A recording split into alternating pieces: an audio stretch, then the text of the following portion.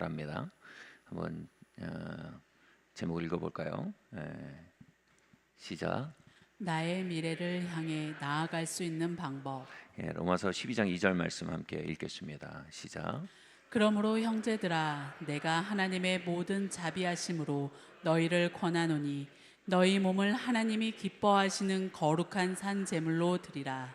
이는 너희가 드릴 영적 예배니라.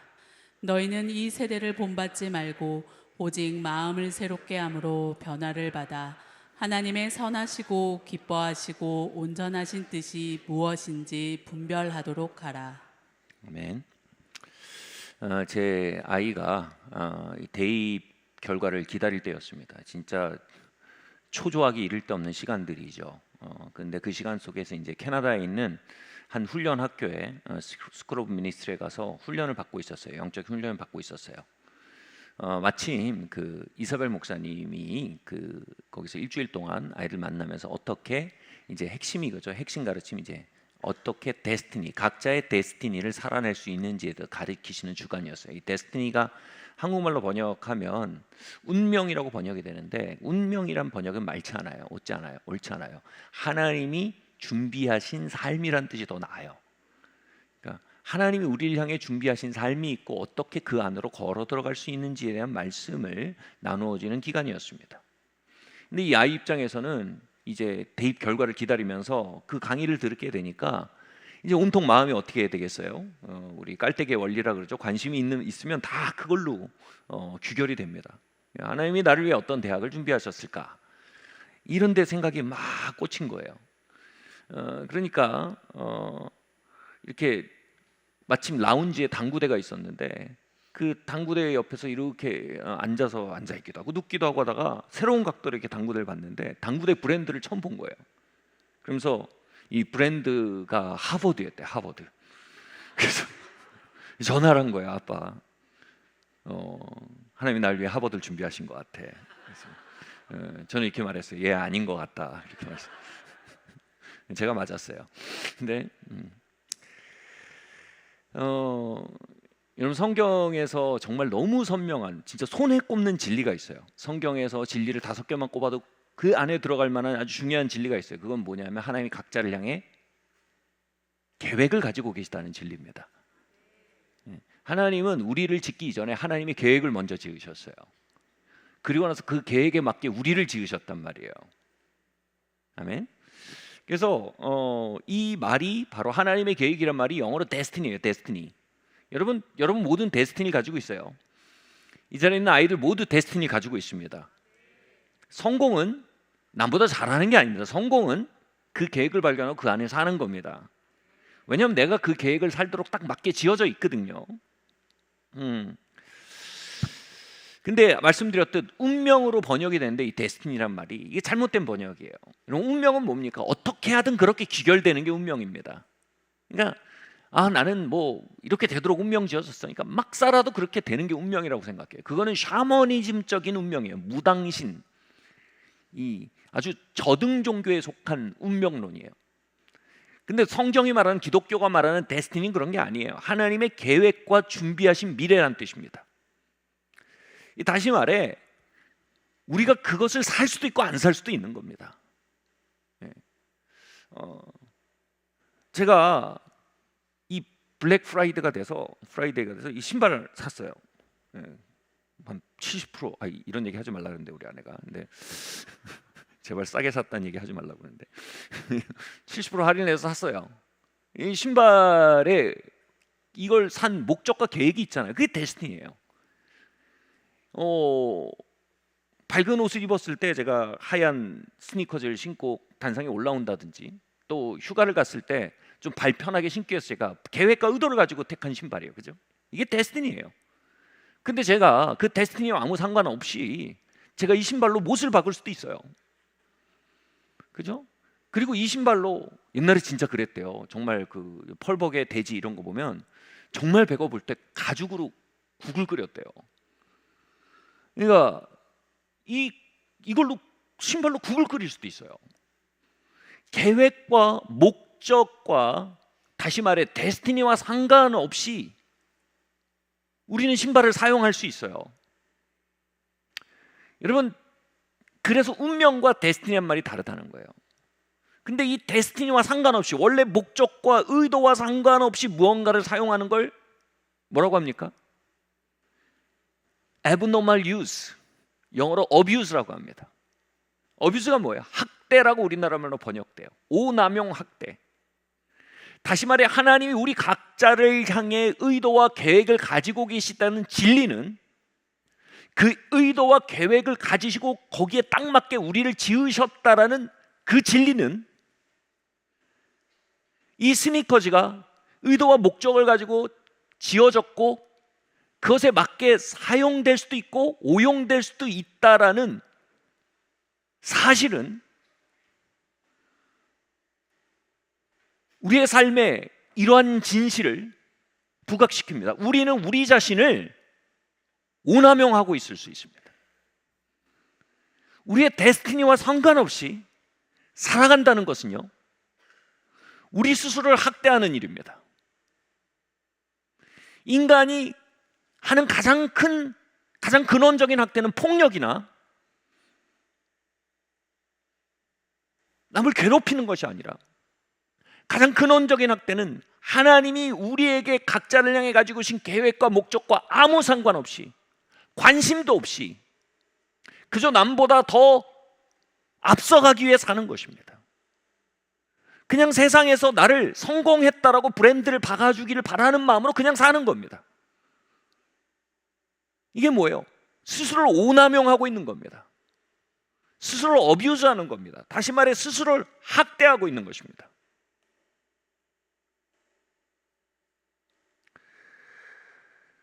저는 고등학교 2학년 때 예레미야서 1장 말씀을 통해서 저의 데스티니, 부르심과 운명을, 부르심과 목적과 계획을 만나게 되었어요. 예레미야서 1장에서 이렇게 말하십니다. 내가 너를 모태에서 지었고 모태에서부터 너를 구별했다. 나의 말씀의 사자로, 열방의 선지자로 너를 구별했다라는 말씀이 임하는데, 그게 성경에 기록된 문자가 아니라 내 삶을 비추는 빛이 되고 내가 어떻게 지어졌는지를 보여주는 엑스레이가 돼서 저에게 임했는데, 와, 내가 말씀의 사람으로 지어졌구나. 내가 열방의 선지자로 지어졌구나. 다시 말해, 내가 말씀의 사역자로 사는 것이 나의 부름이고 목적일 뿐 아니라 그것이 내가 나 자신 될 수 있는 길이구나라는 걸 그날 밤에 발견했어요. 근데 그때까지 제 삶을 향한 계획이 뭐였냐면, 만화방 주인이 되거나 오락실 주인이 되거나 또는 약사가 되는 거였어요. 공통점이 뭡니까? 카운터에 가만히 앉아서 돈을 버는 것입니다. 물론 저의 어린 눈에 보인 오해입니다만, 다 노력과 수고와 애환이 다 있죠. 그럼에도 불구하고 제 눈엔 그렇게 보였어요. 그래서 가만히 앉아서 편하게 돈을 버는 게 제 목적이었습니다. 다시 말해, 저는 저 스스로를 어뷰스할 계획을 세우고 있었던 거예요. abnormal use, 잘못되게 저를 사용하려고 한 거예요. 말씀의 사역자로 지어진 나에겐 말씀의 사역자로 살아가는 게 성공이지, 편하게 돈 버는 건 실패고 방황이고, 편하게 돈 버는 건 스스로를 학대하는 길인 거예요. 당연히 제가 그러한 계획과 목적으로 저의 삶을 운영하고 있을 때 저의 중심에 공허가 있었습니다. 케네스 에이긴이라는 사람이 부르심 밖에 살아가는 느낌에 대해서 이렇게 표현하더라고요. 마치 신발을 신고 양말을 신는 것 같은 느낌이다.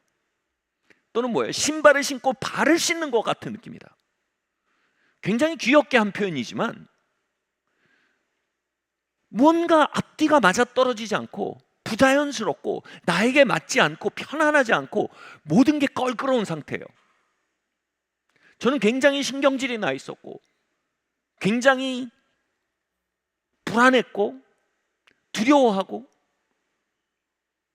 많은 증상들을 가지고 있었지만, 그것은 심리적인 요인이거나 호르몬의 요인 너머에 진짜 큰 요인이 있었어요. 저는 제 자신을 학대하고 있었어요. 저는 하나님의 데스티니 안에서 저를 운영하지 않고 있었습니다. 저는 그냥 세상적인 통념, 편하게 돈 잘 벌면 그게 좋은 삶이다라는 통념으로 저를 사용하고 있었고, 저의 욕망, 나는 힘들게 살고 싶지 않아라는 욕망으로 저를 오남용하고 있었던 것입니다. 저에게 말씀을 전하는 삶이란 건 너무 어렵고 높고 힘든 삶으로 보였고 나에게는 어울리지 않는 삶으로 보였으나, 하나님은 내가 그것을 위해 지어졌음이라고 선포하셨고, 내가 지어진 대로 사는 것이 나에게 가장 맞는 삶이고, 내가 지어진 대로 사는 것이 내게 가장 충만하고 자유롭고 가장 효과적인 삶임을 깨닫게 하신 것이에요. 하나님이 여러분을 부르셨습니다. 여러분을 향한 계획을 가지고 계십니다. 우리가 그분의 입을 향해 문을 두드리고 묻지 않는다면 우린 우리의 삶의 계획과 운영과 목적에 대해 세상이 말하는 목소리에 스스로를 비추어 보게 되고, 세상의 평가에 우리의 삶의 GPS를 넘겨주게 되는 것입니다. 그건 필연적으로 우리의 삶을 오남용한 삶으로 귀결되게 만드는 일인 것입니다. 여러분, 양복을 입으실 때 제일 중요한 게 뭘까요? 감이 아닙니다. 브랜드도 아닙니다. 색깔도 아닙니다. 그건 다 2차, 3차입니다. 제일 중요한 건 핏입니다. 핏. 나한테 맞아야 됩니다. 우리 아빠 양복이 루루피 하나여도, 그게 뭔지 모르신 분들이 많으시겠지만, 최고의 원단, 막 1,000만 원짜리 원단을 써서도 나랑 아버지 몸이 달라요. 나한테 핏이 안 맞으면 그건 그냥 넉마주의예요. 삶도요, 제일 중요한 건 때깔이 아닙니다. 제일 중요한 건 편하냐 안 편하냐가 아닙니다. 사람들이 박수 쳐주냐 아니냐가 아닙니다. 삶의 클래스가 아닙니다. 클래스 그런 게 어디 있습니까? 나한테 핏이 맞아야 됩니다. 아멘. 제가 일전에 한 설교에 그 얘기가 있죠. 우리의 부르심은요, 기성복이 아닙니다. 여러분의 데스티니는 비스포크 정장이에요. 비스포크는요, 여러분 가슴 모양까지 됩니다. 허리 모양까지 됩니다. 상견, 중견, 하견이 있대요. 어깨가. 그거에 맞게 다 잽니다. 그거에 맞게 한 땀 한 땀 다 합니다. 여러분 모두의 핏이 있습니다. 아멘. 여러분 큰 옷가게에 들어갔다고 생각해 보십시오. 거기에 수십만 장의 옷이 있어도 내 피부톤과 맞고 내 몸과 맞고 내가 재정적으로 편안하게 살 수 있고 나의 용도에 맞는 그 옷 한 벌을 찾기까지 여러분 정상적인 사람이면 최소 30분 이상 걸립니다. 물론 대부분의 정상적인 남성분들은 그냥 아무거나 사겠지만 그걸 찾아가는 거 아닙니까? 나에게 맞는 무언가가 여기 있다, 내가 그걸 찾자. 여러분 우리의 삶은요, 옷가게에서 나에게 딱 맞는 무언가를 찾는 과정입니다. 여러분 그런 드라이브가 우리 안에 있어야 됩니다. 하나님 나를 부르셨을 것이다. 하나님 나를 향한 계획이 있다. 조물주께서 나를 지으실 때 먼저 계획을 짓고 그 계획에 맞게 나를 지으셨다. 그리고 난 그 계획 안에 살 때에만 새가 하늘을 날도록 지어졌으니 하늘을 셀 때 자유롭고, 물고기가 물속에 살도록 지어졌으니 물속에 살 때 자유롭듯이 하나님이 나를 부르신 그 목적과 계획 안에 살 때에만 나는 충만하고 자유롭고 효과적이며 또한 가장 충만할 수 있다라는 사실을 믿는 것이 뭡니까? 이게 창조신앙입니다. 아멘. 여러분 창조신앙은요, 원숭이가 사람이 됐냐 안 됐냐 그것을 가지고 싸우는 거 훨씬 이전에, 물론 제가 그걸 믿진 않아요. 그걸 가지고 싸우는 거 훨씬 이전에 나를 향한 하나님의 나의 핏이 딱 맞는 부르심과 계획이 있다는 사실을 믿는 것입니다. 그리고 삶을 그 한 벌의 옷을 찾는 여정으로 이해하는 것입니다. 이 믿음은 우리 안에 뭘 만들어냅니까? 같이 말합시다. 목마름. 목마름을 만듭니다. 오늘 본문은 뭐랍니까? 하나님의 선하시고 기뻐하시고 온전하신 뜻이 무엇인지 분별하여 알도록 하라는 겁니다. 여러분 이건 그냥 happen to be, 살다 보니까 그렇게 되는 게 아니고 내가 그걸 찾아야 된다는 겁니다. 내가 그걸 원해야 된다는 겁니다. 그 목마름 안에 불이 안에 불을 켜는 겁니다. 하나님이 선하시고 정도가 아니고 기뻐하시고 온전하신, 스킨톤도 맞고 용도에도 맞고 사이즈도 맞는, 다시 말해 딱 맞는 그겁니다. 그게 있으니 그걸 분별하여 찾아 나가라는 초청입니다. 신학교 시절 저의 영성신학 선생님이 교수님에게 학생이 왔어요. 교수님, 저는 이러이러한 것을 너무나 배워가고 싶고 알아가고 싶습니다. 어떻게 하면 그걸 알아가고 배워갈 거예요? 그러니까 교수님이 이렇게 대답했어요. 학생, 그것에 대한 목마름이 있나? 예, 목이 마릅니다. 얼마나 그걸 원하는가? 정말 갈망합니다. 그러니까 교수님이 그랬어요. 그 목마름과 갈망이 당신을 그리로 인도할 걸세. 어떻게 들으면 반칙이에요. 아니, 물어봤는데 대답 안 해주고. 근데 영성신학적은 정답이에요. 여러분, 목마름이 있는 곳에 답이 있습니다. 여러분, 오늘날 많은 사람들이 어떻게 하면 편하게 살까를 궁금해합니다. 어떻게 하면 다른 사람들에게 좋은 인상을 남기는 삶의 결과를 가질까? 이걸 궁금해합니다. 어떻게 하면 덜 일하고 많이 벌까를 궁금해합니다. 그 세대 속에서 이 세대를 본받지 말고 마음을 새롭게 하며 변화를 받아 하나님의 온전하시고 기뻐하시고,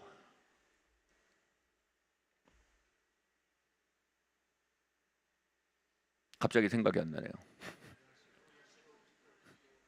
예, 아무튼 그걸 선하시고 기뻐하시고 온전하신 뜻을 내가 찾고 싶다란 마음을 갖게 되는 것, 이것 자체가 여러분 혁명인 겁니다. 아멘. 우리 안에 새로운 목마름이 이 시간 창조된다면 우린 새로운 방향을 향해 나아가는 무리가 될 것입니다. 같이 말까? 하나님, 당신은 내 삶의 창조주입니다. 나는 당신의 선하고 기뻐하시고 온전한 뜻이 무엇인지 알고 싶습니다. 그 안에 살아가기 원합니다. 아멘.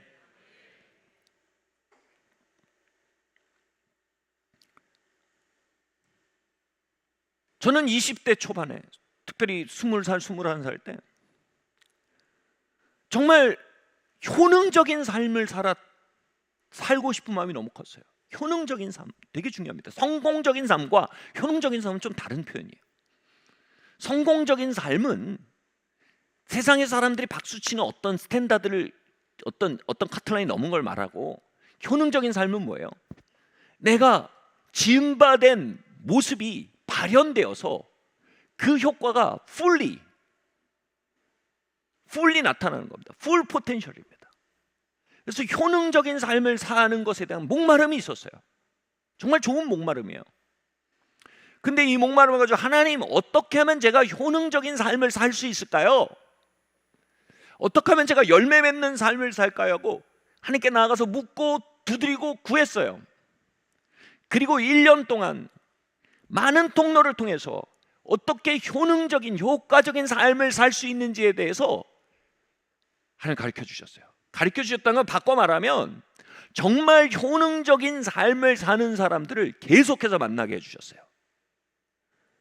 정말 신학교 1학년생으로서는 절대 만날 수 없는 사람들을 1년 동안, 이건 기도응답이고 기적일 수밖에 없어요.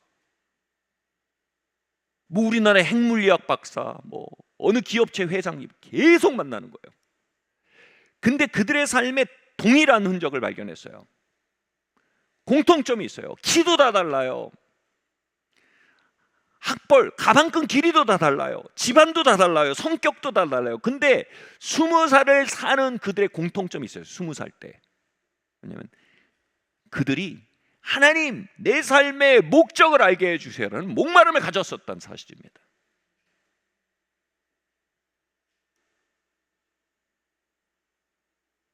그냥 단순히 좋은 대학 가게 해주세요 정도가 아니고, 좋은 취업하게 해주세요 정도가 아니고, 하나님, 내 삶의 목적을 알고 싶습니다. 나를 지으신 형상대로 살아가기 원합니다. 당신의 데스티니 안에 살기 원합니다. 라는 목마름을 가졌다는 것을 공히 그들에게 동일한 흔적이 있다. 여러분 아시죠? 범죄 현장에 가면 이거 연쇄살인이다 어떻게 합니까? 동일한 지문이 계속 찍혀 있어요. 동일한 패턴이 나타나요. 그럼 동일인의 범죄잖아요. 근데 그들의 삶에 동일한 지문, 동일한 패턴이 있어요. 그 뭐냐면 하나님의 그들의 삶을 향한 목적과 계획을 알고자 했다는 거예요. 저는 여러분 안에 그 지문이 있기를 바랍니다. 오늘 여러분 안에 그 흔적이 남기를 바랍니다. 아멘.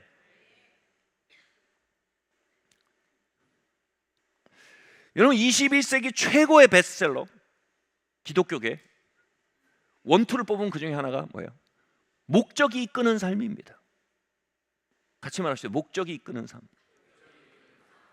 여러분 우리가 길을 갈 때 이쁜 길 골라갑니까? 여러분 GPS에 그렇게 치나요? 이쁜 길 찾아줘. 목적지를 치잖아요. 편한 길 찾아줘. 남들 보기 좋은 길 찾아줘. 그렇게 GPS 치는 사람 아무도 없어요. 목적지를 다 칩니다. 그럼 뭐예요? Purpose driven life가 시작이 되는 거예요. Purpose driven. 목적에 의해 오늘이 인도되는 거예요. 내가 그 목마름을 가지면요, 그 목적지를 명확히 할 수 없어도요, 그 목마름이 나를 나도 모르는 사이에 purpose driven life로 끌어간단 말이에요. 아멘.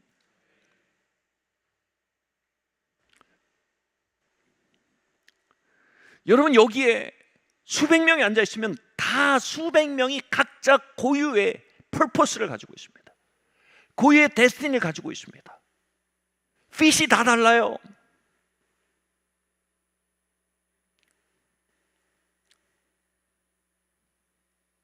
그 수백 명의 사람은 수백 명의 핏과 수백 명의 데스티니와 수백 명의 퍼포스가 다르기 때문에 여러분 삶은요 오직 여러분 고유의 데스티니로만 평가돼야 합니다. 그게 뭐예요? 퍼포스 드리븐이요. 내 목적에서 연장선을 그어서 오늘까지 연장선을 그으면 내가 거기서 얼마나 거리가 떨어져 있냐, 그게 내가 성공이냐 아니냐예요. 무슨 말인지 이해하시겠죠? 다시 말해, 우리가 서로를 비교하거나 다른 사람처럼 되려고 하거나 집단 속에 묻어가거나 하는 것으로는 성공적인 삶을 살 수가 없어요. 여러분 88 올림픽 때 육상 종목이 조금 인기가 없었습니다. 그래서 잠실에 있는 주 경기장에 저희 학생들이 동원됐어요. 그래서 거기 가서 때 앞에서 앉아서 머리숱 채우고 앉아 있었습니다. 그러면 이런 88 경기 그 올림픽 스테디움이 얼마나 큽니까? 거기서 육상 종목이 여러 개가 같이 벌어지고 있어요. 한쪽에서는 높이뛰기가 막 벌어지고 있어요. 여기서는 400m 장거리 400m 달리기가 벌어지고 있어요. 트랙에서. 또 한쪽에서는 이 넓이뛰기가 벌어지고 있어요. 각자 소속된 레이스가 다 달라요. 종목이 다 달라요. 그들은 그들의 종목으로 평가될 거예요. 근데 우리가 보기에는 막 수십 명이 각자 걸 하는 거 있는 것 같은데 다 그 안에 질서와 고유의 데스티니가 다 있어요. 이게 데스티니예요. 근데 목적을 모르고 사는 삶이 어떤지 말씀드릴게요. 예를 들어 여러분이 높이뛰기 선수로 그 스테디움에 출전했다고 합시다. 근데 높이뛰기 라인에 이렇게 서 있는데 옆에 400m 달리기 하는 사람들 막 달려요. 근데 그걸 보니까 와 저기 안 속하면 왠지 안 될 것 같은 마음이 드는 거예요. 저기 속하지 않으면 왕따가 되는 것 같아. 그래서 거기 가서 막 뜁니다. 막 뛰다가 한 300m 뛰다 보니까 좀 빡센 것 같아요. 힘들어. 근데 옆에 보니까 넓이뛰기를 하는 사람들은 조금만 뛰어서 끝나요. 그게 좀 편한 것 같아. 또 거기 끼어서 막 해서 막 점프도 해보고 난리가 납니다. 나름 뭐 열심히 했어. 근데 나중에 뭐예요? 기록 경기 결과가 쫙 나옵니다.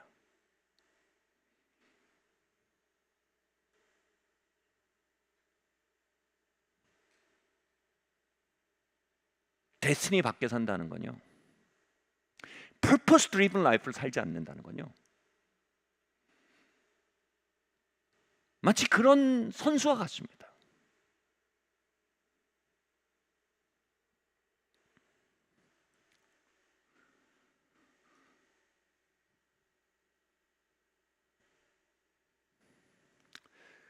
그 가스 제너럴이라는 책이 있어요. 이렇게 두꺼운 책입니다. 굉장히 흥미로운 책이에요. 거기에 이 가스 제너럴이라는 책이 뭐냐면 한 대여섯 명 정도의 하나님이 사용하셨던 사람들의 흥망성쇠가 아주 리얼하게 적혀 있는 책입니다. 그런데 이 하나님의 사람들이 타락하거나 무너졌던 핵심적이고 가장 빈번한 이유가 뭔지 아세요? 어떤 사람들이 이렇게 돈, 여자, 영광 그렇게 얘기해요. 그러니까 돈 문제 걸리고 여자 문제 걸리고 또는 남자 문제죠. 그 영광은 뭐냐면 다른 사람 앞에서 잘 보이고 싶어하는 거, 글로리. 그 3G 그래요. 골드, 골, 글로리 그렇게 얘기해요. 근데 여러분 잘 보면 그거는 열매예요. 뿌리가 뭔지 아세요? 그 사람들이 대부분 무너지겠다는 가장 핵심 뿌리 문제가 뭔지 아세요? 자기 부르심이 아닌 걸 하려고 하는 거예요. 공통적이에요. 윌리엄 브래넘이라는 사람은요, 굉장히 놀라운 치유 사역의 부르심과 기름 부음을 가졌는데 자기 주변에서 설교하는 사람도 보니까 너무 그게 부러운 거예요. 다시 말해 높이뛰기 선수가 멀리뛰기 선수를 보니까 좋아 보이거든. 그래서 멀리뛰기를 하러 간 거예요. 근데 이 사람은 기본적으로 멀리뛰기를 향해 지어지지 않았어요. 멀리뛰기에 대한 데스티니가 없고 은사가 없어요. 그래서 이 사람이 설교할수록 점점 뭐예요? 어마어마하게 잘못된 교리를 설교하기 시작했어요. 나중에 이단이 돼버렸어요. 이 사람은 성경을 이해하고 파악하고 그것을 바르게 설교하고 바르게 전달하는 은사를 가진 사람이 아니에요. 그냥 사람들 앞에서 나는 설교자다라고 자신을 쇼오프하는 것에 대한 목마름이 하나님의 부르심을 살고자 하는 목마름을 삼켜버린 거예요. 제가 뭔지 이해하세요? 그게 그의 멸망의 시작이었어요. 또 알렉산더 존 도이라는 엄청난 또 하나님의 사람이 있었어요. 이 사람은 하나님의 설교자로 사역자로 어마어마하게 기름 부으셨는데 이 사람이 자꾸 부동산 개발을 했어요. 아무튼 길게 하면 복잡한데 부동산 개발을 자꾸 했어요. 그것 때문에 결국은 이 사람이 무너졌어요. 바꿔 말할까요? 그 사람들이 무너진 이유가 우리가 승리하는 이유가 됩니다. 여기 있는 다음 세대 여러분, 그들이 무너진 이유가 여러분이 성공하는 이유가 됩니다. 여러분의 부르심 안에는 하나님의 기름 부음이 있습니다. 여러분의 부르심 안에는 여러분의 은사가 있습니다. 여러분의 부르심 안에는 하나님의 기가 막힌 우영과 섭리들이 그것을 뒷바람을 불어줍니다. 아멘. 저도 제가 목회자의 길, 말씀 사역자의 불로, 다시 말해 데스티니 안으로 들어올 때 제가 거기에 예스하는 순간 성령의 기름이 제게 부어졌어요. 저는 좀 극적인 케이스지만 거기에 예스하는 순간 성령의 기름이 부어지고 성령 세례 받고 그 순간 몸이 치유되고요. 제가 불면증으로 3년을 고생했는데 그날 밤부터 푹 잤어요. 제 삶을 영적으로 어뷰즈하는 일을 끝낸 거예요. 여기는 청소년 여러분, 여러분 스스로 어뷰즈하는 것에서 자유로워지길 바랍니다. 아멘. 여기 있는 어른 여러분, 우리의 목마름이 어떻게 하면 이 아이가 성공했다는 이야기를 추석 모임 할 때 친척들로부터 들을까? 어떻게 하면 직장 동료들로부터 넌 자식 농사를 잘 지었다는 말을 들을까라는 목마름이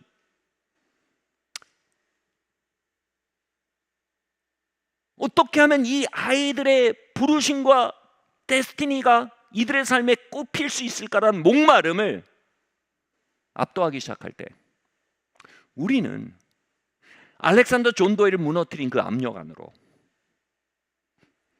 윌리엄 브래넘을 무너뜨린 그 압력 안으로 우리 아이들을 밀어넣게 되는 것입니다. 그리고 우리가 그 압력의 통로가 되는 것입니다. 아멘. 우리의 양육의 중심에 이 세대에서 구별된 목마름이 있어야 합니다. 이 세대는 적자 생존을 말합니다. 성경은 데스티니를 말합니다. 아멘. 이 세대는 사실상 우생학을 말합니다. 그러나 성경은 우리 모두가 각자의 부르심을 살 만한 충분한 유업을 가지고, 영적 유업, 육적 유업을 가지고 이 땅에 태어났다는 걸 약속합니다. 아멘. 우리는 이 세대와 구별된 정신을 가져야 합니다. 이 세대와 다른 목마름을 가져야 합니다. 그리함으로 알렉산더 존 더위와 윌리엄 브래넘을 무너뜨린 그 압력으로부터 우리 아이들을 구별해내야 합니다. 하나님의 선하시고 온전하시고 기뻐하시는 뜻을 알기 원해야 합니다. 할렐루야.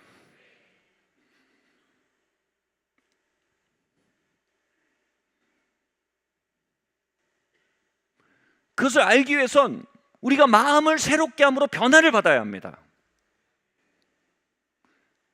우리의 마음이 새로워져야 돼요. 변화를 받아야 합니다.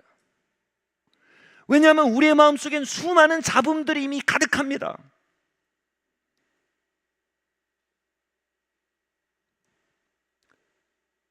저는 최근에 신학 박사를 하는 것에 대해서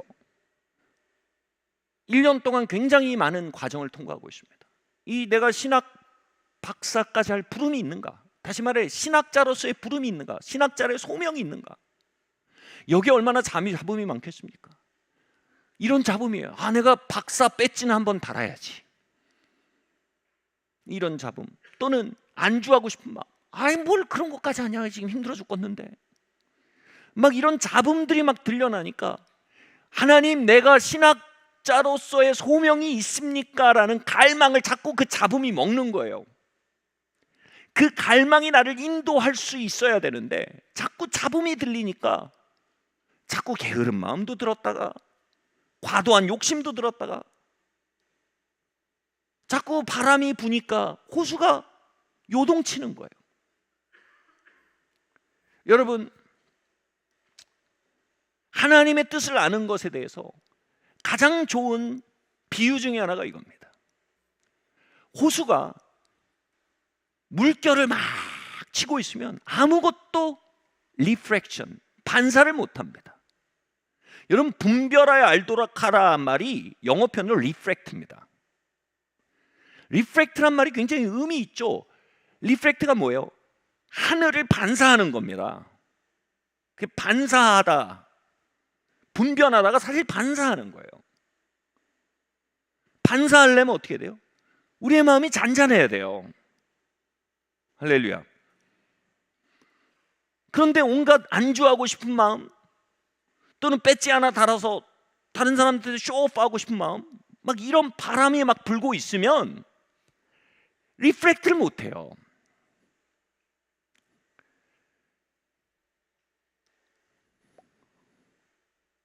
제가 굉장히 우려하는 바람이 있어요.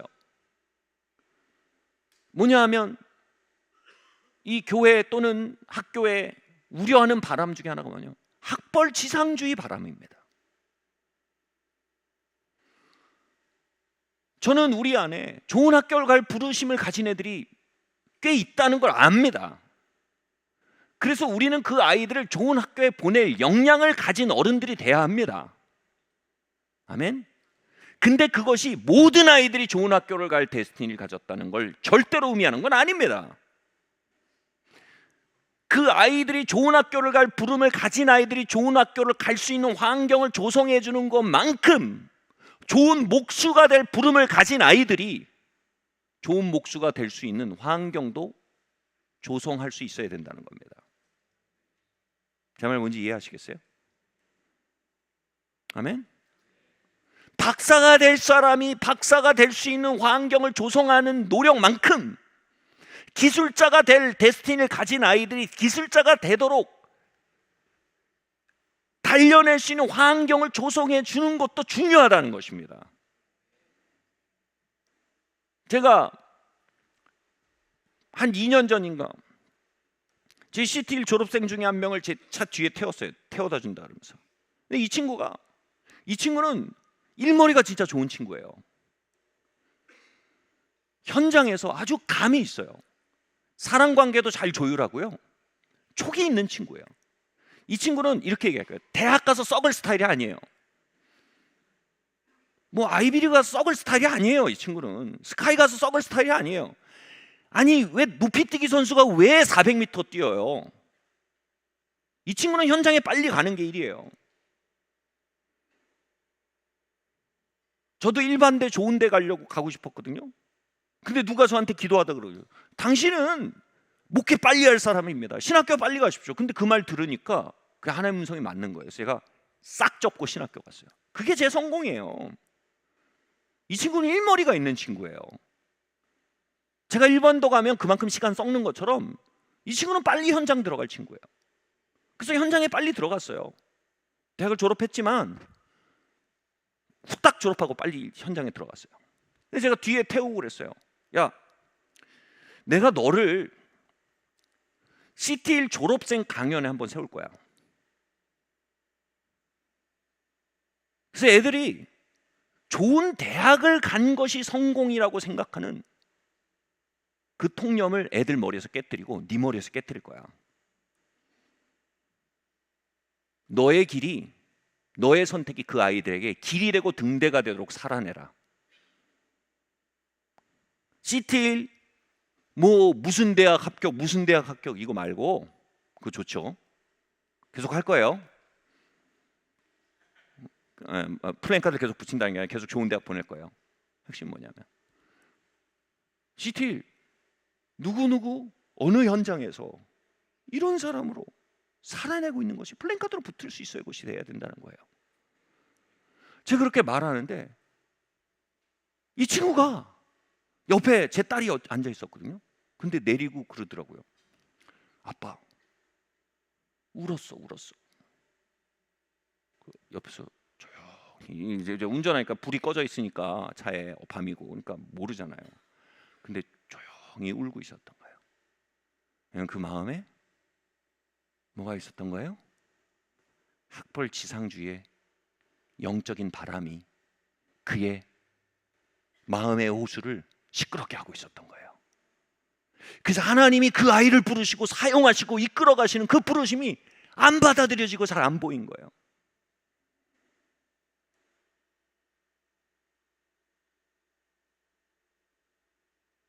제가 이 자리에 서서 다시 말하는 건 어쩌면 그 아이 하나 때문에 다시 말하는 걸 수 있어요.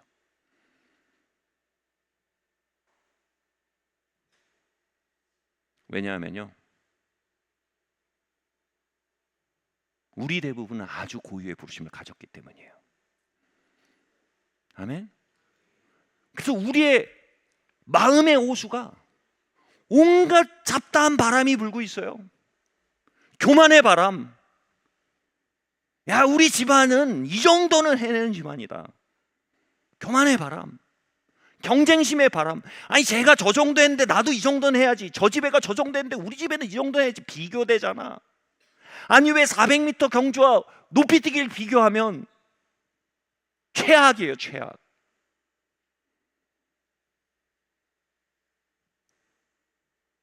열등감의 바람, 계층의식의 바람, 이런 바람이요 우리의 영을 시끄럽게 하고 있으면 이 공동체와 개인 안에 하나님의 뜻이 잘 리플렉트가 되질 않아요. 아멘. 여러분, 제가 바람이 자자라들게 하는 방법, 이걸 AI에 검색해 봤어요. 그 중에 한 방법이 뭔지 아세요? 맞바람을 부는 거래요. 맞바람이 불면 바람이 부딪히면서 순간 회오리가 잠깐 일어나지만 바람이 자자라들어 버린대요. 여기 저는 성령의 맞바람이 불어와야 될 줄 믿습니다. 오늘 밤 그 맞바람이 불어와야 합니다. 그래서 우리의 영의 호수가 리플렉트 할 수 있어야 됩니다. 할렐루야. 아, 이게 나구나. 하나님 나 이렇게 이끌고 계시구나. 나 이렇게 부르셨구나. 나 그러네. 그게 부르심이네. 오케이.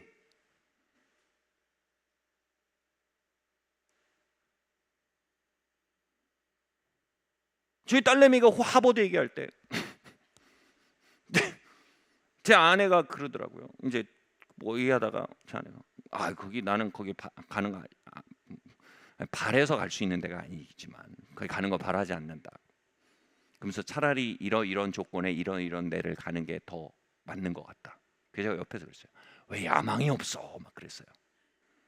제 말도 일리가 있지만 이건 뭐예요? 이 아이에게 핏이 맞는 데가 중요하다는 거예요. 아멘? 근데 이 서열의 바람이 불고 나면 핏 따위는 배고프지 않아요. 핏은 모르겠고 순위만 배가 고파요.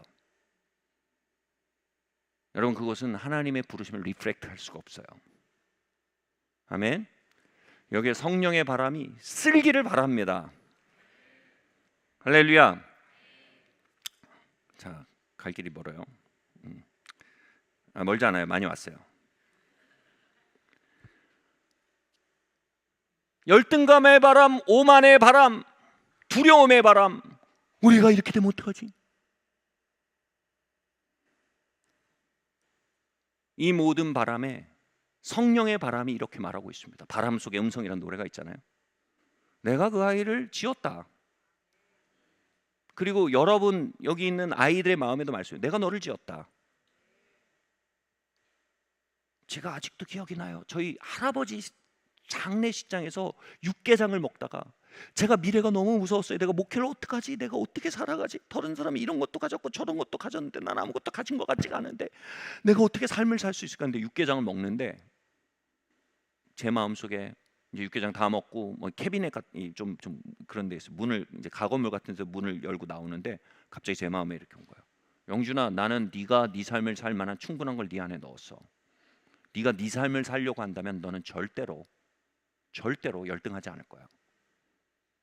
그러니까 내가 남의 삶을 살려고 하니까 내가 열등한 거예요. 내가 내 삶을 살려고 하니까 굉장히 충분한 게 저한테 있더라고요.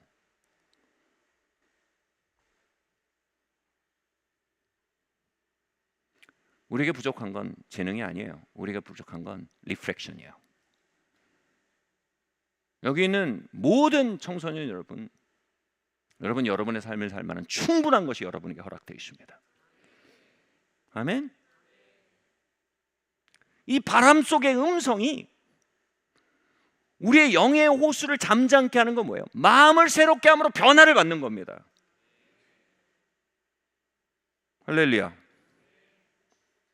그러면 점점 우리의 마음의 호수에 그분의 데스티니가 깃들기 시작합니다. 할렐루야. 그 친구가 차 뒷자리에 앉아서 조용히 울었던 건 뭐예요? 단순히 말에 위로를 받은 게 아니에요. 와, 이 속에 하나님이 계시구나. 하나님이 내 손을 잡고 인도하고 계시는구나. 그 자기 발견이에요. 거기가 다메섹 도상인 거예요. 할렐루야.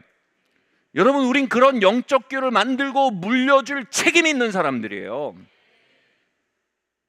아멘.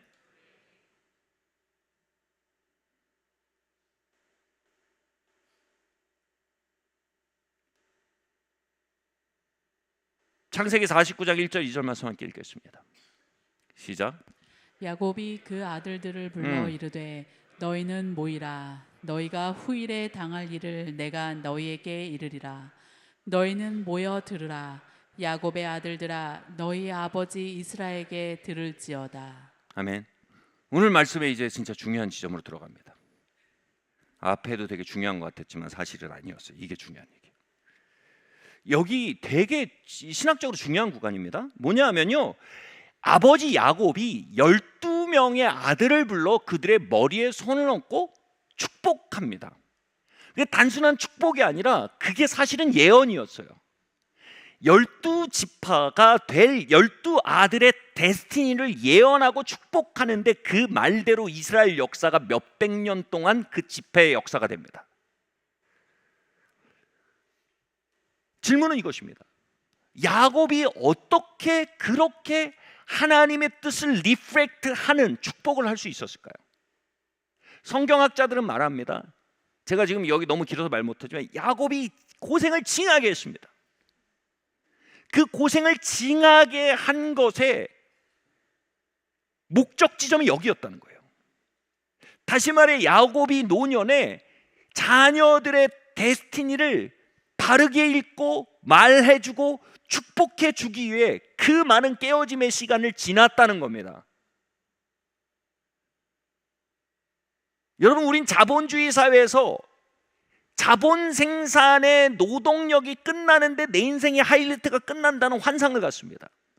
그렇지 않습니다. 야곱의 인생의 하이라이트는 여기 있습니다. 하늘의 뜻을, 자녀들을 향한 하늘의 뜻을 리프렉트 할 수 있는 마음의 호수가 형성되는 곳. 그래서 그들에게 하나님의 데스티니를 축복해 줄 수 있는 마음의 호수가 만들어지는 곳. 그리고 그들에게 마침내 그들의 데스티니를 예언해 주고 축복해 줄 수 있는 통로가 되는 것. 여기에 아비들의 하이라이트가 있습니다. 아멘. 자, 그런데요,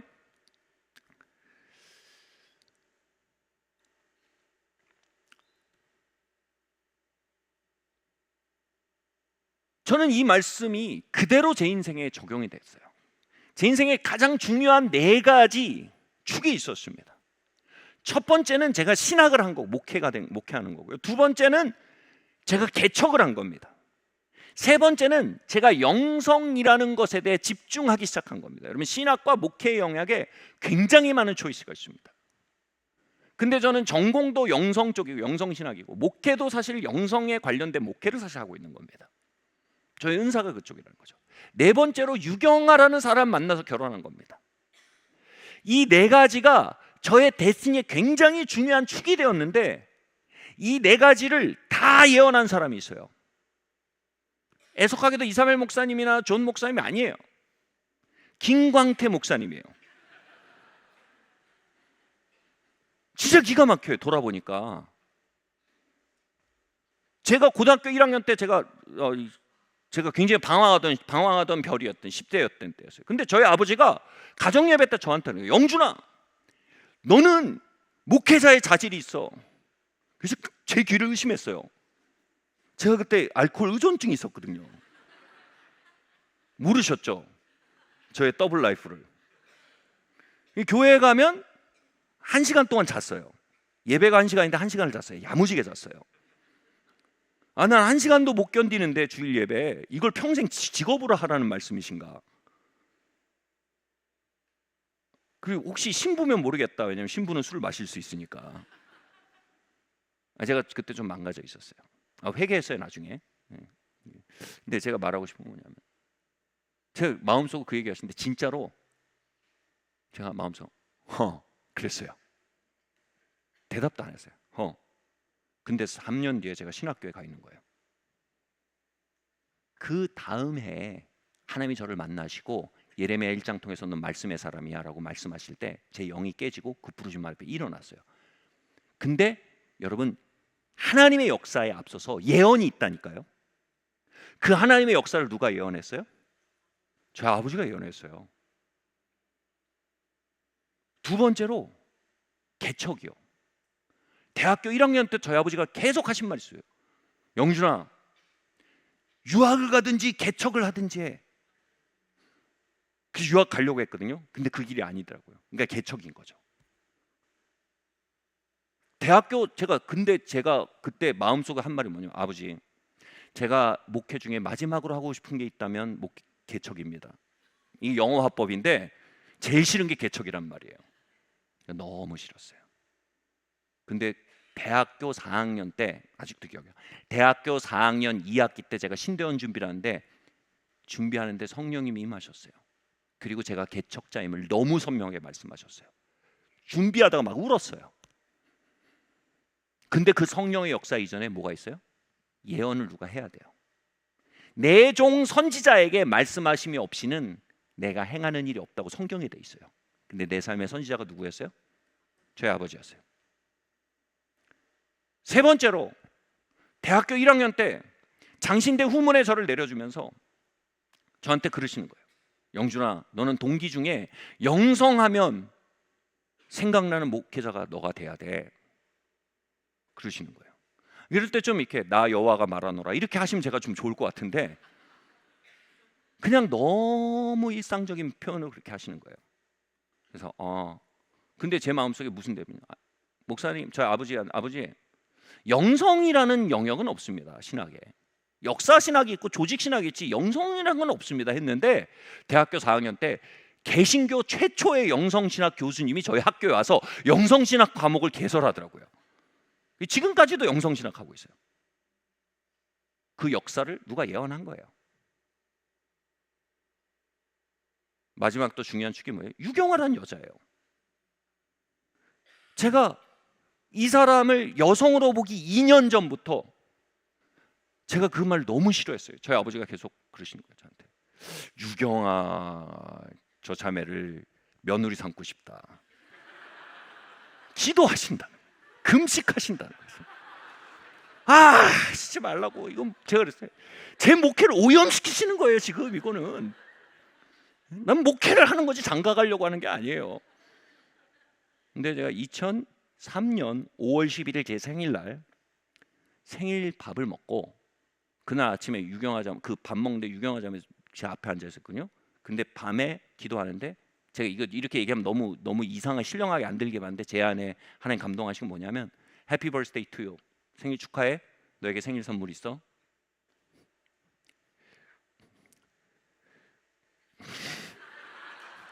더 말하면 너무 이상하게 될 것 같아요.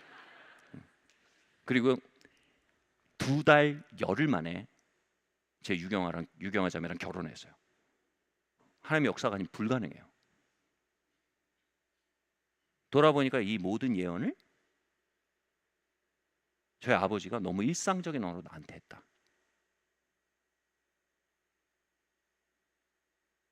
야곱 얘기가 먼 얘기가 아니에요. 그게 제 삶의 내용이 됐어요. 여러분 익숙함의 함정이 뭔지 아세요? 하나님은 가면 속 우리의 삶에 일하신다는 거예요. 아멘?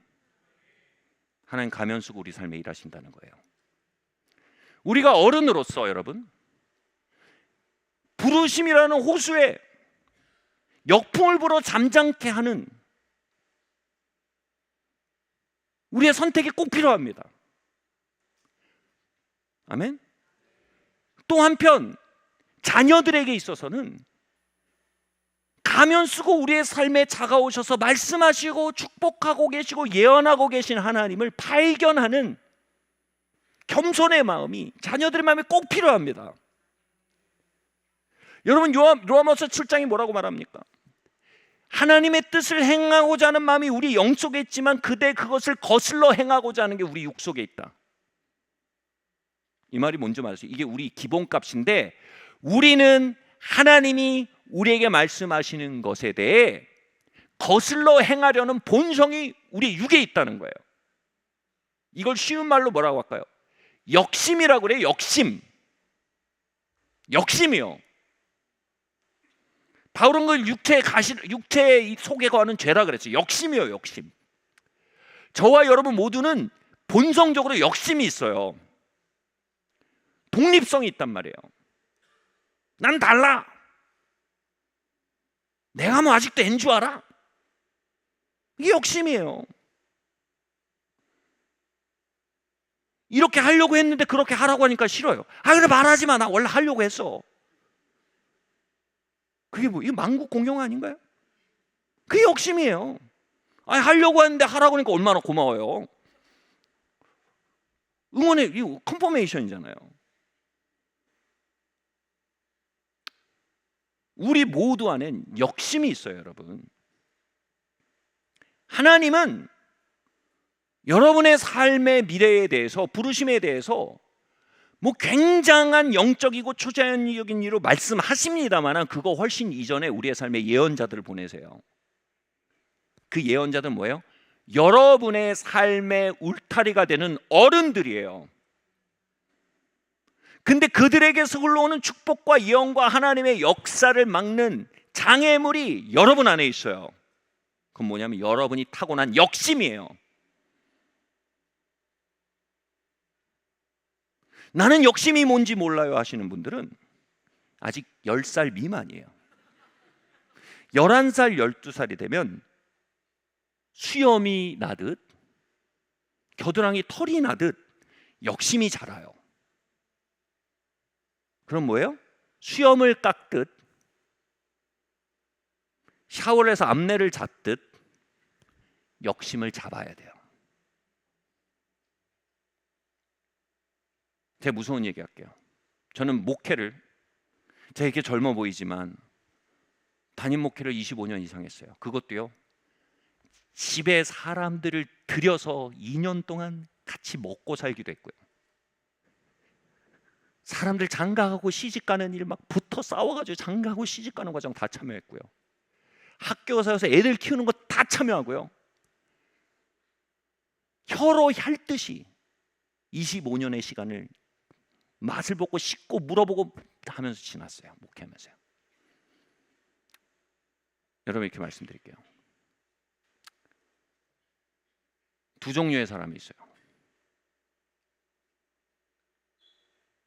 욕심이 다뤄진 사람과 욕심이 다뤄지지 않은 사람이요. 질문할게요. 여러분, 욕심이 다뤄져 보셨어요? 이런 분도 있어요. 나는 그런 거는 내 성격이 그게 아니에요. 성격이 다 그래요. 오죽하면 예수님이 십자가에 죽으셨어요. 우리는 천성적으로 욕심을 타고났다니까요. 근데 뭐예요? 그 육을 십자가에 못 박은 사람과 그렇지 않은 사람만 존재할 뿐이에요. 기적적인 얘기를 할까요? 아버지가 저에게 그 4가지 얘기를 하실 때 저는 그 4가지가 다 싫었어요. 죄송합니다. 하나하나 다 싫었어요. 영성인 사람이 되라 해서 아니, 난 조직신학의 사람이 되고 싶어요. 왜냐면 난 내 길이 있어요. 내가 엔주 아세요? 난 내 길을 결정할 거예요. 하나님은 가면 쓰고 찾아오신다니까요. 나는 경화를 며느리 삼으면 좋을 것 같아. 이거 너무 다 폭로하는데. 목회지를 이렇게 오염시키시나. 로직은 다 맞아요. 근데 영적으로 들어가면 뿌리가 있어요. 욕심이에요. 여러분 삶에 들려져야 할 소리가 들리고, 여러분 삶에 와야 할 축복이 오고, 여러분 삶에 들려야 할 하나님의 음성이 들려온다면 100%예요. 그것은 반드시 욕심을 통과해서 여러분의 중심으로 들어갑니다. 여러분의 욕심은 그걸 충분히 소멸시킬 수 있습니다. 그게 바울의 고백입니다.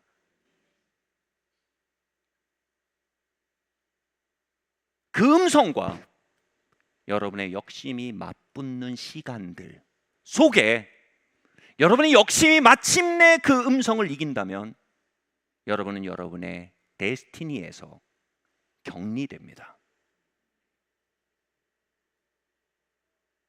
하나님은 부모님과 파더 피겨, 마더 피겨들, 대표적으로 선생님들이죠.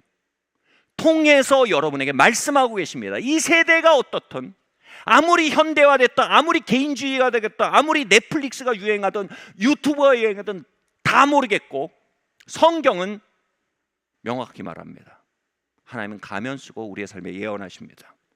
그리고 그 예언은 번번이 여러분 삶에 욕심을 일으킬 겁니다. 아멘. 둘 중에 하나입니다. 그 욕심을 원수 삼든지 아니면 그 목소리를 원수 삼든지, 인생은 둘뿐입니다. 그 목소리를 원수 삼는 방법으로 길이 나면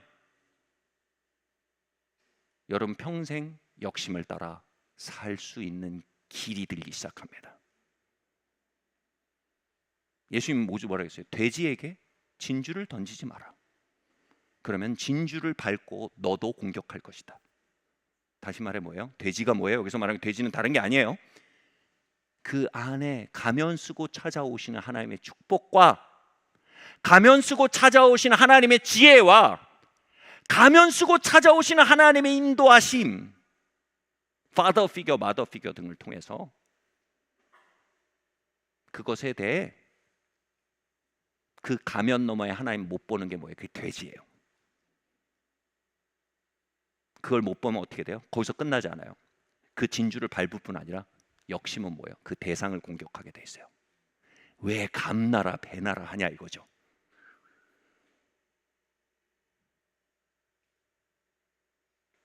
말씀 맞춰야 될 것 같아요. 하나님 아버지의 마음의 창시자는 아니죠. 하나님 아버지의 마음의 사역의 창시자 하나님이시고, 그의 정말 프론티어가 됐던 잭 윈터 목사님, 지금은 돌아가셨지만 우리나라에 40번 들어와서 예수 전도전에서 하나님 아버지의 마음 강의를 한국을 너무 사랑해서 그렇게 자주 들어오셨던 분이에요. 근데 이분의 사역에 아주 유명한 일화가 있어요. 이분은 언제나 하나님 아버지의 마음을 설교하고 가리키고 나서 이렇게 했어요. 여러분 형통하게 원하십니까? 하나님의 부르심 안에 살기 원하십니까? 여러분의 데스티니를 살아내기 원하십니까? 그리고 이런 요구를 했어요. 이 말씀, 오늘 읽은 이 말씀을 가지고 창세기 49장 말씀을 가지고 했어요. 가서 부모님께 무릎 꿇고 축복을 구하십시오. 나는 당신의 축복이 필요합니다. 나는 당신의 축복이 필요합니다. 날 축복해 주십시오. 내 삶에 예언해 주십시오.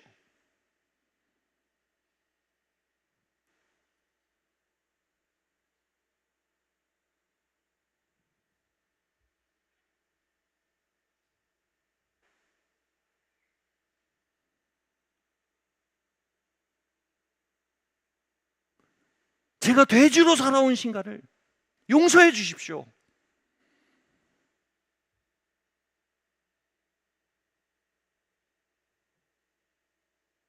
나도 머리가 있고 똑똑하고 생각이 있고 나도 내 생각이 있고 나도 내 I, my, me, mine.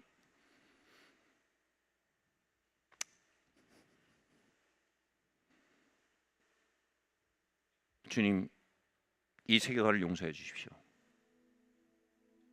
그리고 아버지 어머니 날 용서해 주십시오. 선생님 날 용서해 주십시오. 할렐루야.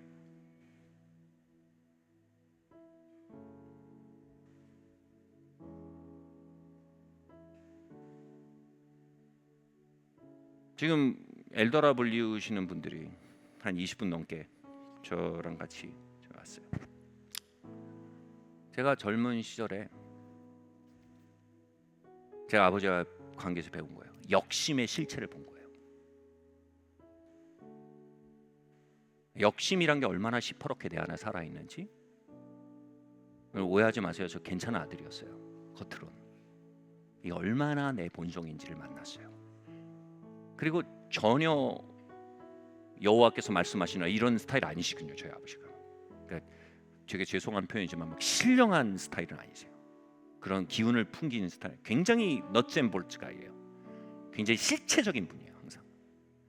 그러니까 그게 신령하게 안 들였어요. 저는. 제가 그 시간 속에서 제 역심의 실체를 만나고 하나님의 일하심을 보게 되면서 제가 그들과의 관계에서 안 물러난 거예요. 역심에 대해서 물러나지 않았어요. 기본적으로 역심이 다뤄지지 않으면 목회가 안 된다는 거 알았어요. 안 돼요.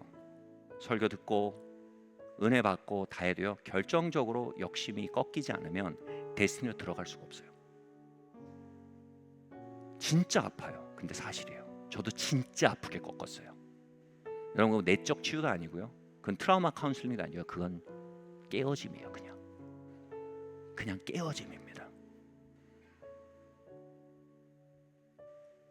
제가 이해하는 한 제가 만난 모든 하나님의 사람들은 자신의 역심의 실체를 보고 깨어짐을 선택한 사람들입니다.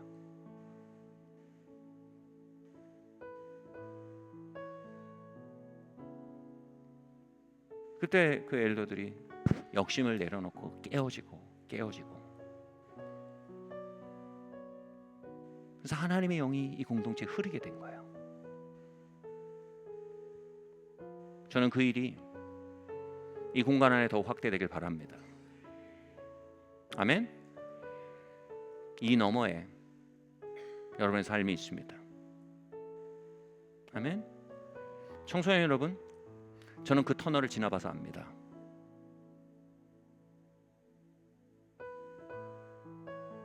수염이 자라듯 욕심이 자라는데 그 욕심을 관리하지 않는 눈빛과 태도와 숨결이 있습니다. 압니다, 여러분. 그 막 이놈이 개기네 이런 거 아니에요, 여러분. 다른 거예요. 저희 아이들 지금 공부하고 방학 때 들어오잖아요. 자라 있어요, 털이. 여자애들도 털이 수염이 이렇게 자라 있어요.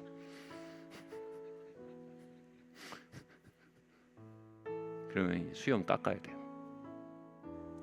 너 나랑 자리에 수염 안 깎으면 아무도 안 깎어. 너 누가 네 수염 깎겠니?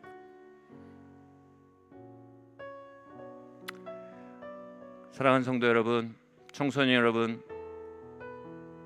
여러분에게 선생님이 있을 때 거기서 욕심을 발견하시길 바랍니다. 아멘.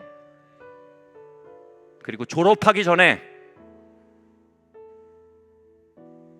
선생님, 아버지, 어머니, 저의 욕심을 용서해 주십시오. 그리고 저를 축복해 주십시오. 저를 위해 예언해 주십시오. 당신은 가면 쓴 하나님입니다.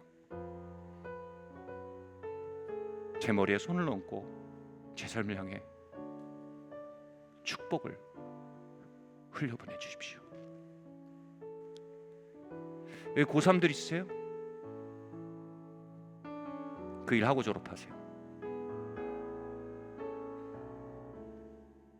개런티합니다. 여러분 인생의 탑3 안에 드는 선택이 될 겁니다. 아멘.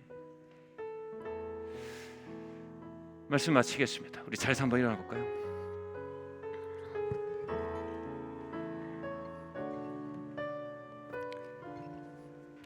하나님의 데스티니와 부르심과 하나님의 계획을 산다는 얘기는요, 어쩌면 굉장히 신령하고 굉장히 초자연적인 얘기처럼 들립니다. 근데 여러분 성경 전체를 찬찬히 뜯어보면 하나님은 당신의 지혜를 일상 속에서 외치고 있다고 항상 얘기합니다. 문제는 뭐예요? 듣지 않는 게 문제가 된대요. 그걸 목말라 하지 않는 겁니다. 엉뚱한 목마름을 갖는 겁니다.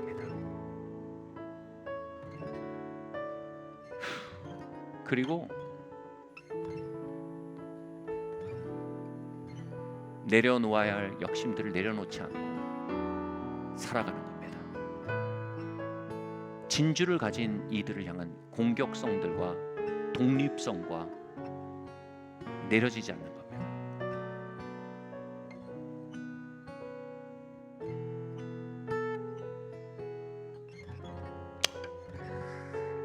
같이 한번 기도할까요? 하나님, 이 자리에 우리의 데스티니와 오늘의 자리에 주님 돌파가 있기를 기도합니다. 아멘. 먼저 우리가 우리 안에 계속 수염처럼 자라는 욕심,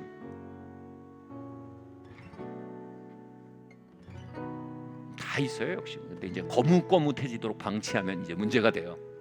수염처럼 자라는 욕심, 하나님 이것을 주님께 드립니다. 하나님, 그 욕심이 다뤄지면 때로는 여러분 배일 때도 있어요. 그죠? 여러분 배였다고 면도 안 하는 남자 있습니까? 너무 앓는 소리 하지 맙시다. 그래도 면도는 하는 겁니다. 그 시간 속에 상처받을 수 있습니다. 나쁜 기억이 있을 수 있습니다. 그래도 욕심은 다뤄야 합니다. 아멘. 같이 기도합시다. 하나님, 저의 마음을 엽니다. 우리 안에 하나님, 우리의 마음의 호수에 육의 소리들, 세상의 바람들 잠재워 주시길 원합니다. 제 안에 주님 야곱의 자녀들의 마음을 부어 주시옵소서. 우리 함께 이 시간 기도하겠습니다. 할렐루야. 주님 아버지 하나님, 이 시간 기도합니다. 주님 주님 아버지 하나님, 주님께서 온전히 아버지 하나님 우리 안에 있는 욕심과 주님 거스름의 마음들을 주님께 주님의 음성이 우리 안에 들려지게 하시고 주님의 인도하심을 제 안에 역사하여 주시기 기도합니다. 주님 아버지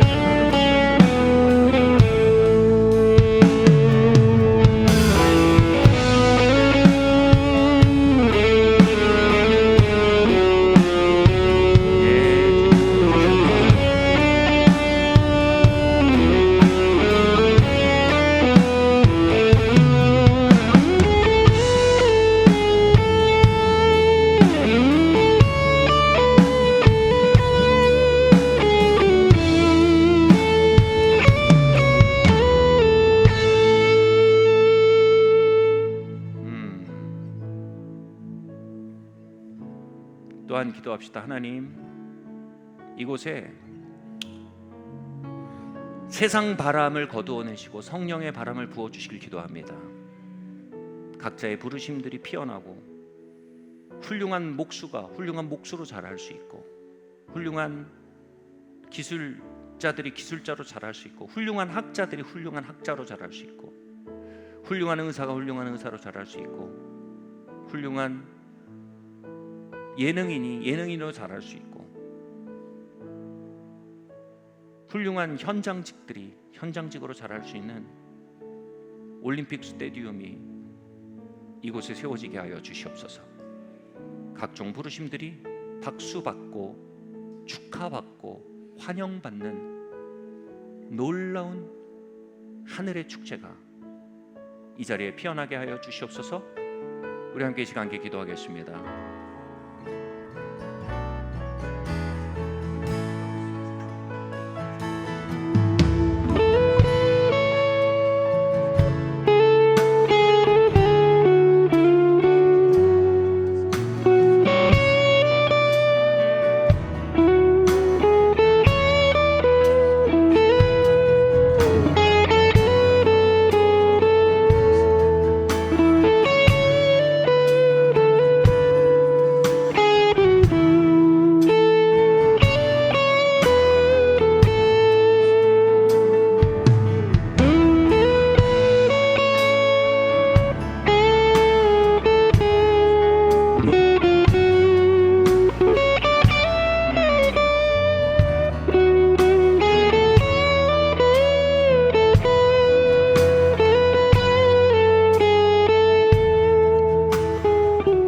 마지막으로요, 여러분 파더 피겨, 마더 피겨들이 여러분 삶에 있죠. 그리고 아버지 어머니들이 여러분 삶에 있고, 여기 이 공간에 있으면 한번 찾아가 보세요. 20초만 드릴게요. 한번 찾아보세요. 가보세요. 괜찮아요. 한번 가보세요. 이 제안 안에 진주가 들어있습니다. 가면 쓴 하나님이 여러분에게 말씀하고 계신 걸 수 있어요. 가보세요. 저도 갈 겁니다. 아시겠어요? 가세요. 선생님한테 가세요. 부모님한테 가세요. 한번 선생님한테 한번 가보세요. 집에 온 부모님 계시니까. 그리고 갈 데가 없다고 생각하실 거 없어요. 셀리더도 있을 거고, 그죠? 가기 그러시면 그냥 여러분 앞에 여러분 파더 피겨, 마더 피겨 또는 아버지 어머니가 있다고 상정해 보세요. 그리고 말씀해 보세요. 아버지, 한번 말해 보세요. 아버지, 여러분 선생님도 아버지 어머니예요. 같이 말하겠습니다. 아버지, 어머니, 저를 축복해 주십시오. 저에게는 아버지 어머니의 축복이 필요합니다. 그것이 없이는 하나님의 부르심 안에 걸을 수가 없습니다.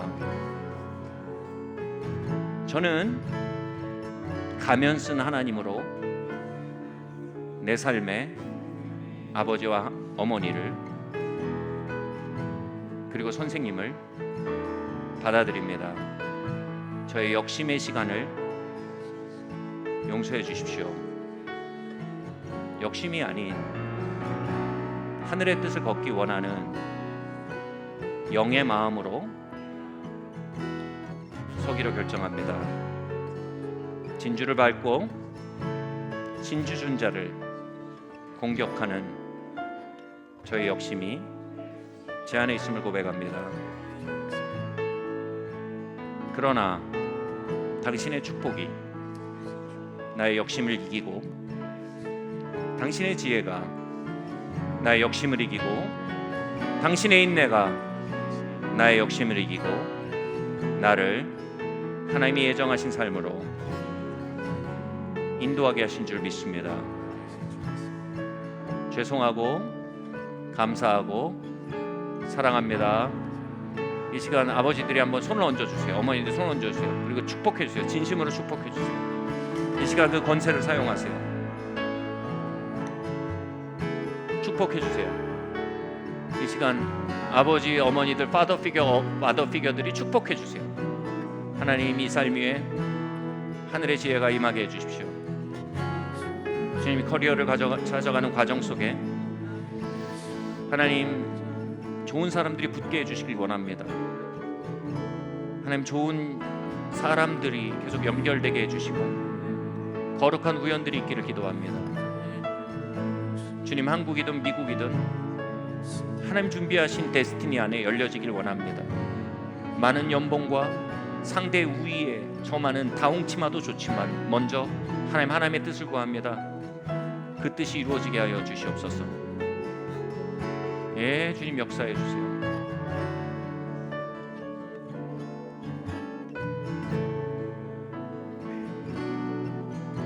예수님의 이름으로 기도합니다. 아멘. 이제 모든 모임 마쳐야 될 것 같은데요.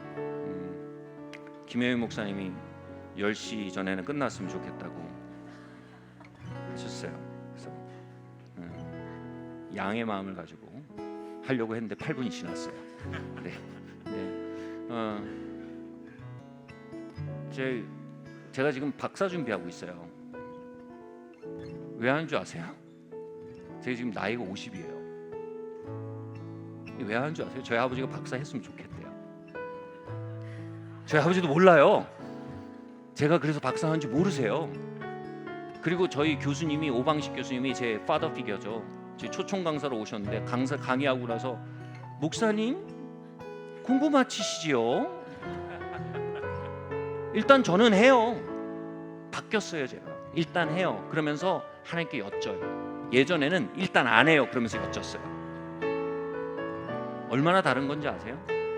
하나님이 하지 말라 그러는 거 아니면 해요. 지난 1년 동안 별의별 걸 다 하면서 지금 박사 입학까지 지금 문턱까지 와 있어요. 하나님 꿈에도 안 나타나셨고요. 저는 이사벨 목사님 저번에 왔을 때도 제가 넌지시 많이 흘렸다니까. 내가 박사를 공부하고 있는데 혹시 하나님 말씀하신 것이 좋은 것 같긴 한데 뭐 그러고 지나가신 거 이사벨 목사님.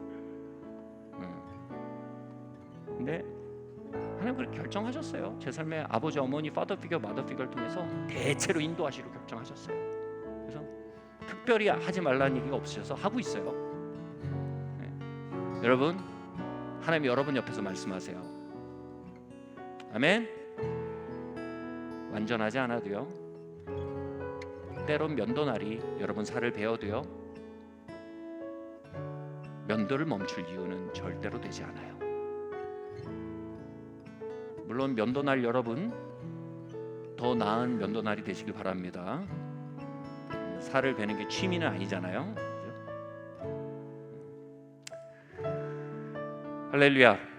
그렇게 하나님의 부르심이 놀랍게 꽃 피어나가는 꽃동산 되길 바랍니다. 예. 모든 모임 마치는데 우리 찬양팀 찬양하시고, 제가 이거 어떻게 맞춰야 되는지 잘 모르겠어요. 축도를 하기도 그렇고. 네, 찬양 같이 하면서 또 찬양하시고, 돌아가실 분 돌아가시고, 또 이어서 남아서 기도하실 분들은 또 같이 기도회로 남으시면 되겠습니다. 감사합니다.